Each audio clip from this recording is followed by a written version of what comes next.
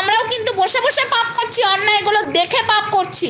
আজকে সোশ্যাল মিডিয়াতে ফেসবুক খুললে কিছু মহিলা তুলসীর মালা গলায় পরে সোশ্যাল মিডিয়াতে শরীর দেখাচ্ছে, শরীর মানে পুরোটা সোশ্যাল মিডিয়াতে মানে কিছুটা ঢাকা রেখে পুরোটাই দেখাতে বসে যাচ্ছে। এগুলো কি হচ্ছে, কি হচ্ছে এগুলো?